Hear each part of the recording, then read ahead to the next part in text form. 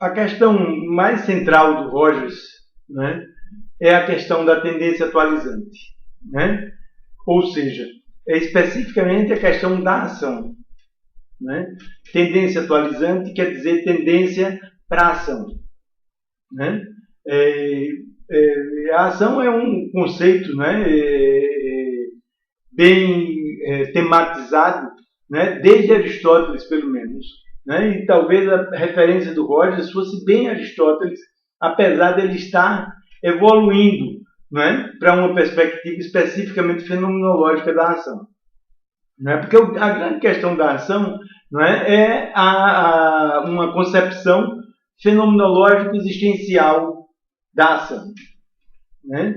E ainda que o Rogers não tivesse tematizado adequadamente, do ponto de vista fenomenológico, né, a questão da ação, o direcionamento dele era naturalmente para uma perspectiva fenomenológica que ele chega a assumir no Psicoterapia e Relações Humanas como fundamento da abordagem dele. Né? Ele entende a abordagem dele como uma abordagem fenomenológica existencial. Né? Então, a questão da ação no Rogers é especificamente a questão da ação numa perspectiva fenomenológica existencial. Né? Isso é o que quer dizer tendência atualizante. Né? O Rogers, né, vai ficar para sempre, né, na história da psicologia fenomenológica existencial pela ênfase que ele deu exatamente à ação, né, ao valor terapêutico da ação, né, à importância existencial da ação, a importância criativa da ação, né, a importância da ação como supernação.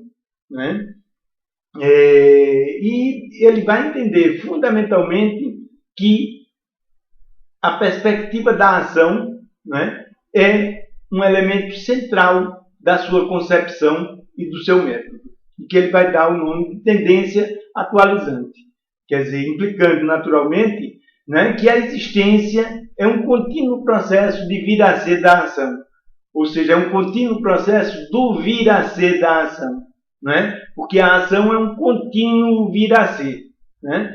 E o Rogers, fundamentalmente, em sua concepção e método, ele vai estar interessado em pensar quais são as relações da ação na relação com o cliente, quais são as questões, as condições da ação no grupo vivencial, né? Qual é o conjunto de condições que permite oferecer uma otimização da ação. Porque é a ação, basicamente, que propicia a superação. Né? E o Rogers vai entender, né, que condição fundamental da ação é a empatia. Né? Ou seja, a empatia é o elemento central do modo de sermos da ação. Né? Mas é preciso ir um pouco mais além e entender exatamente o que quer dizer empatia. Empatia quer dizer dentro do pathos. Né? Para a cultura da gente, dentro do pathos não significa uma coisa muito boa, né? Porque o pathos, tal como é entendido na cultura da gente, é o pathos na concepção latina, né? Na concepção romana do termo, né? E que significa fundamentalmente doença, né? E que significa fundamentalmente sofrimento. Não é que significa fundamentalmente paixão, né? No sentido de excesso de paixão. Né? O pathos que fundamenta o conceito de empatia não é o pathos, não é o termo pathos, o conceito de pathos no sentido latino do termo. É o conceito de pathos no sentido grego. No sentido grego, o pathos não tem a conotação de doença que ele tem no sentido latino. Né? Fundamentalmente, no sentido grego, pathos significa sensibilidade emocionada.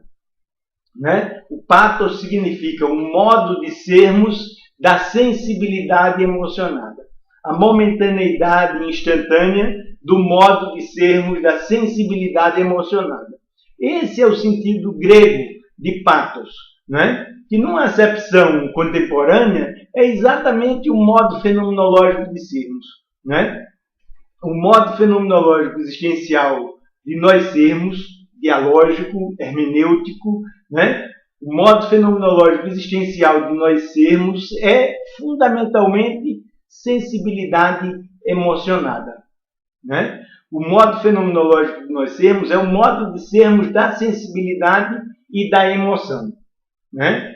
E hepático, hepatos, nesse sentido. E, nesse sentido, é o modo de sermos da ação.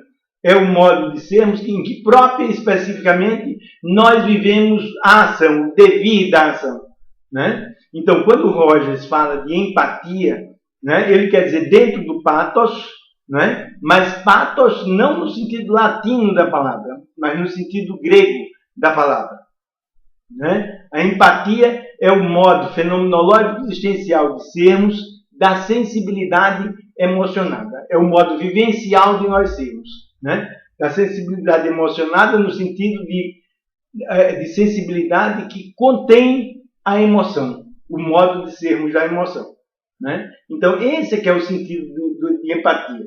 Empatos, dentro do pathos, né? E nesse sentido, o Rogers é um patético, né? Como era Aristóteles, por exemplo, né? E não só um patético, um peripatético, né? É um peripatético no sentido de que ousa vivenciar esse modo pático de ser, esse modo fenomenológico existencial da ação, né? E desdobrar a ação, vivenciar o desdobramento da ação, vivenciar o devir da ação, né? O devir da ação se dá fundamentalmente no modo empático de sermos, né? Então, o Rogers considera como característica fundamental de sua metodologia a empatia, né? A relação de cliente e terapeuta, né? A relação de psicólogo profissional, a relação de facilitador e grupo se dá privilegiando o modo pático de ser, privilegiando o nosso funcionamento empático, quer dizer, privilegiando o nosso funcionamento, ou seja, o modo de ser da ação, da tendência atualizante, do devir da ação, né? Então, essa é uma característica fundamental, né, da abordagem do Rogers. O Rogers vai definir mais duas características fundamentais, né, de sua concepção de método, né? A consideração positiva incondicional, né, e a genuinidade do terapeuta, né? São duas outras características, além da empatia, né, que o Rogers vai definir como condições, né, de sua metodologia, né? E o Rogers, né, tem essa fineza de entender, né, que a ação tem condições, né? Ou seja, a ação se dá especificamente como um modo de sermos do acontecer, como um modo fenomenológico existencial de sermos do acontecer, e não como modo de sermos do acontecido, né? O modo de sermos do fato, o modo de sermos do feito, o modo de sermos da coisa, né? Nós oscilamos entre o modo de sermos da coisa e o modo de sermos da ação. Entre o modo de sermos da ação, que é o modo de sermos do acontecer, e o modo de sermos do acontecido, que é o modo coisa de nós sermos, né? Então, o Rogers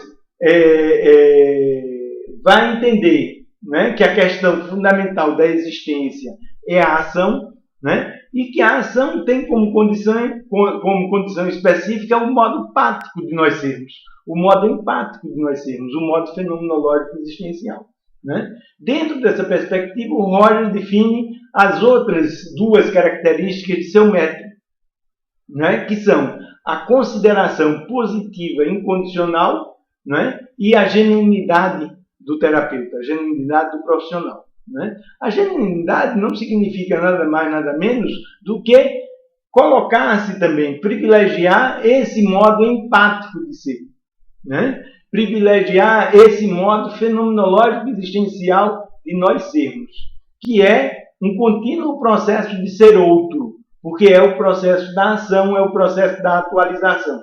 Isso é que leva, por exemplo, Paulo Freire a dizer que não existe pedagogia dialógica que não eduque também o educador. O Rogers diria da mesma forma, né?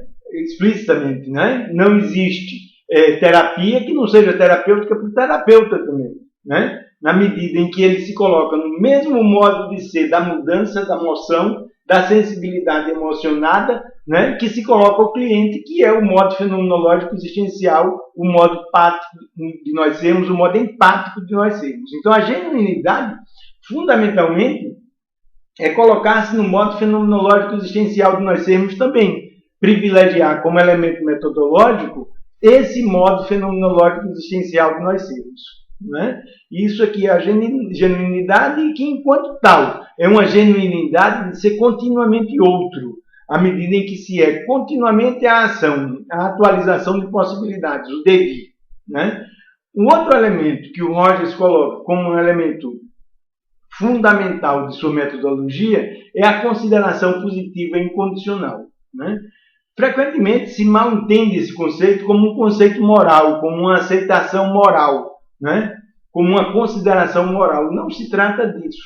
Né? Não se trata disso. A consideração positiva incondicional é fundamentalmente um princípio fenomenológico, o princípio de uma condição fenomenológica, né, do método rogeriano. Né? A consideração positiva incondicional significa fundamentalmente que quando nós estamos no modo empático de sermos, no modo empático de sermos, né, nós somos relação com o tu.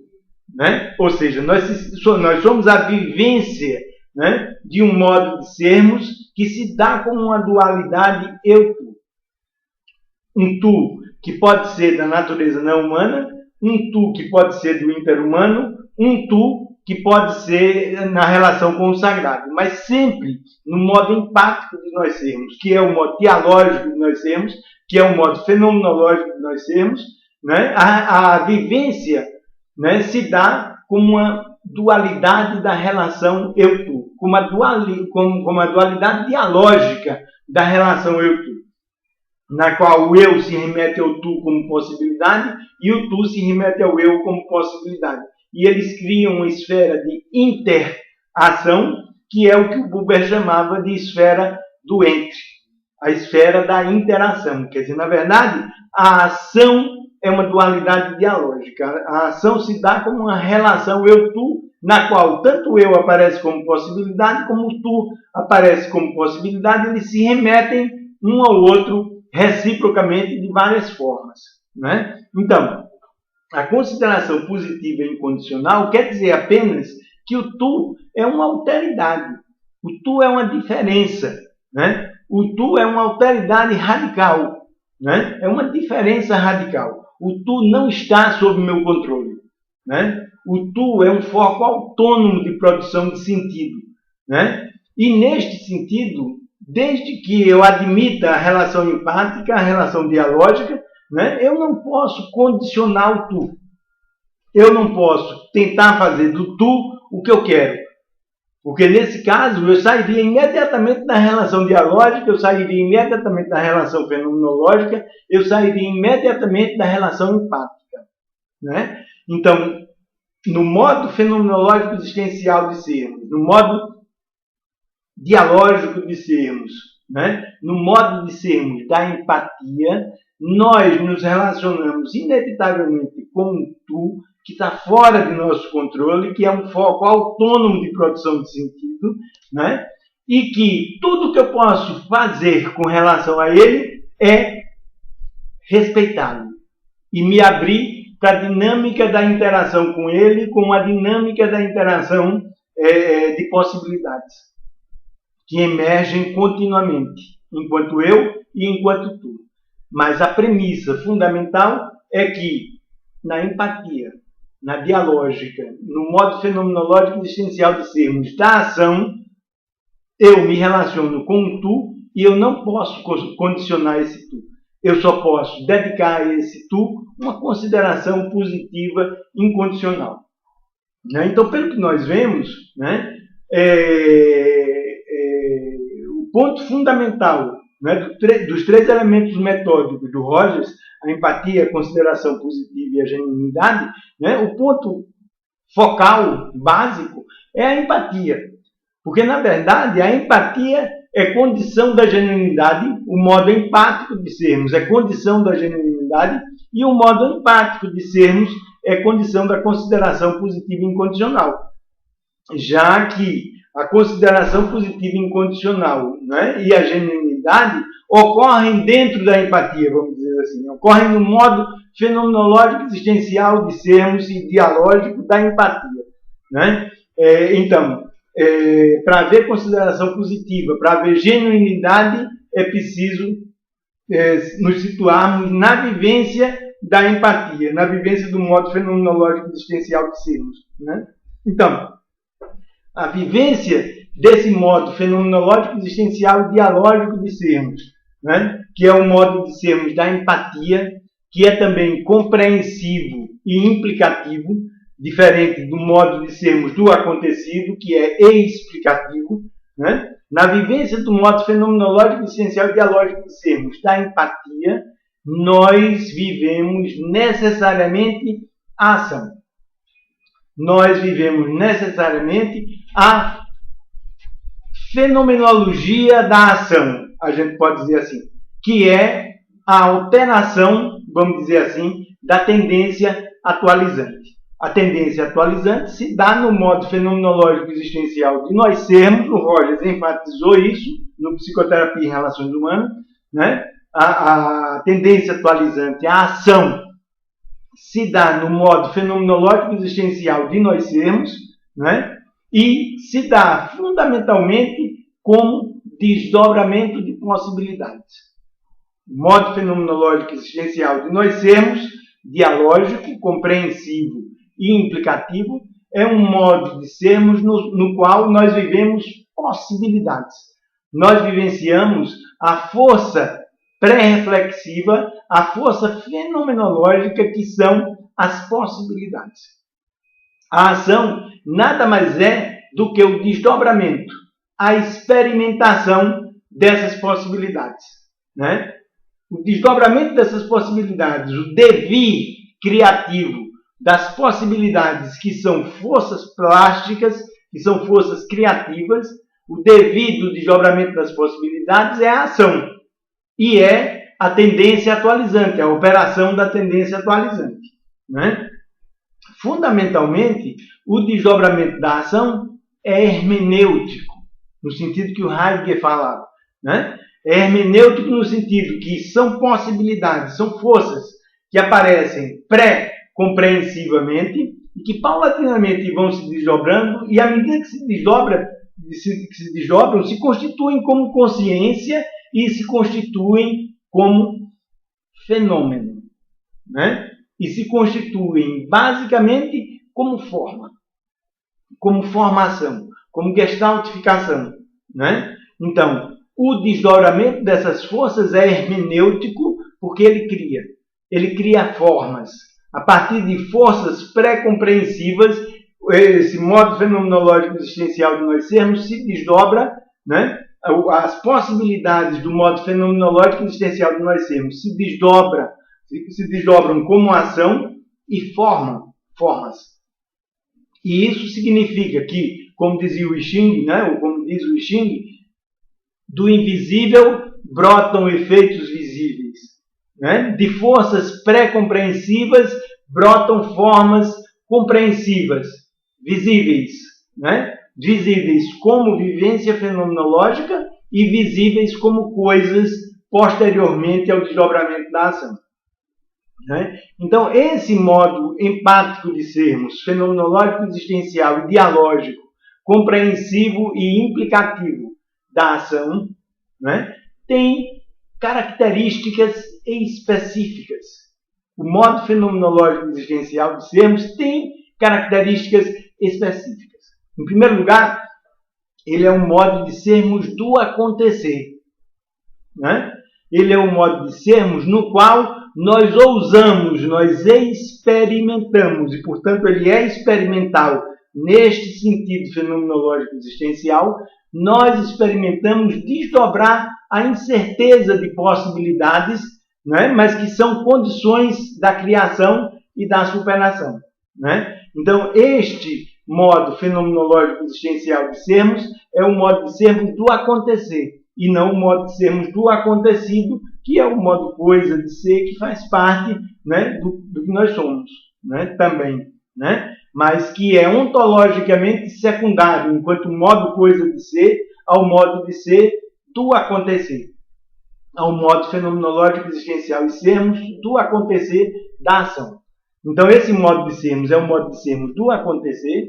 Ele é experimental, porque nós ousamos desdobrar as possibilidades que nós vivenciamos nesse modo de sermos e que são, evidentemente, incertas, né? E que permitem a arte da criação, a arte plástica da criação, né? Enquanto existência, né? Então, é um modo de sermos experimental, é um modo de sermos hermenêutico, né? E é um modo de sermos poético e estético, né? Porque o modo de sermos da ação é poiese. Poiese é a emergência da possibilidade, o desdobramento da possibilidade, poiese é a própria ação, né? Portanto, esse modo de sermos é poético, né? E é um modo de sermos da estesia, é um modo de sermos da estética, o modo estético de sermos, né? Que, além de todas essas características, é o modo de sermos da ação e o modo de sermos do ator. Ou seja, ator é uma coisa, sujeito é outra coisa. O modo de sermos da ação está fora da dicotomia sujeito e objeto. A dicotomia sujeito e objeto é característica do modo acontecido de sermos. No modo de sermos do ator, nós estamos num modo de sermos que não é o modo de sermos da dicotomia sujeito e objeto, né?